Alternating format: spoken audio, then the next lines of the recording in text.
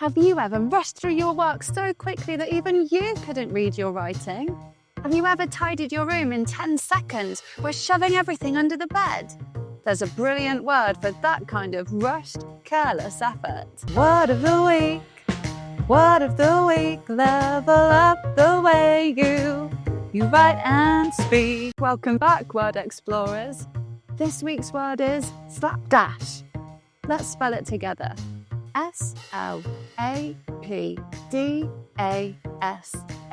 Slapdash can be used as an adjective or as an adverb to describe something done quickly and carelessly, or in a quick, careless way. Something slapdash has had very little care, attention, or proper effort put into it. If the result looks messy, rushed, or half-finished, it's slapdash and probably not something to be proud of. That's better. Here are some examples of how to use slapdash in a sentence. The doctor wrote the note in such a slapdash way that he couldn't read his own handwriting. Ella packed her suitcase so slapdash that the zip refused to close. Some modern art looks super slapdash, but sells for thousands of pounds anyway. The slapdash pirate ship sank because it had been built in under an hour. Where does it come from? The word slapdash first appeared in the English language in the 1600s. It literally meant to slap something on and dash away quickly. No care, no precision, just zap, slap, dash, done. Over time, this adverb stuck so well that English speakers turned it into the adjective we know today. Slapdash describes work that is rushed and messy. But slapdash beginnings are something many artists, writers, musicians and creators still rely on. When an idea strikes, they often get their thoughts down quickly in slapdash, simply to capture the spark. The tidying, shaping, polishing and improving can come later. So while slapdash is not usually a compliment, sometimes a bit of creative chaos is the first step towards something wonderful. Why slapdash isn't our end goal. While slapdash note-making can be very useful, we must check our work carefully when we create our final piece. This is because slapdash work often leads to silly mistakes, missing details, wasted time, and frustration.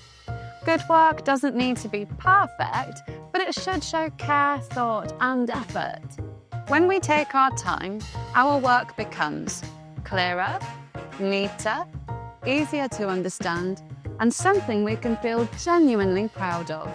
Not slapdash work gives us that warm, satisfied feeling, the I did my best glow. If you're enjoying learning a new word with me each week, please click like and subscribe to the channel so you don't miss the next episode. Let's use it! Now it's your turn to do some careful slapdash work, word explorers. Oh, how ironic! Complete these sentences with your own chaotic ideas. Eric's slapdash superhero costume lasted 5 seconds because it was made out of blank.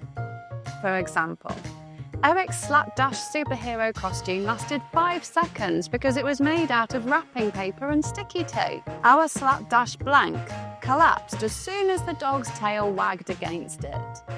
For example, our slapdash fort collapsed as soon as the dog's tail wagged against it. Teddy baked his friend's birthday cake in such a slapdash way, he ended up covered head to toe in blank.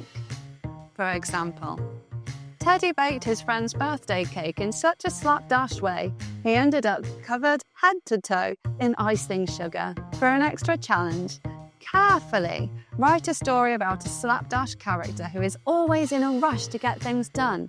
How will they finally learn the importance of taking time to get jobs done well? So remember, slapdash is what happens when we rush without thinking, and while it might be fast, it almost never feels fantastic. Taking that extra time to check, think, and care turns our work and our confidence into something we can truly celebrate. Teachers, don't forget to check out the differentiated activities linked below. See you next week, creatives. Word of the week. Word of the week. Level up the way you write and speak.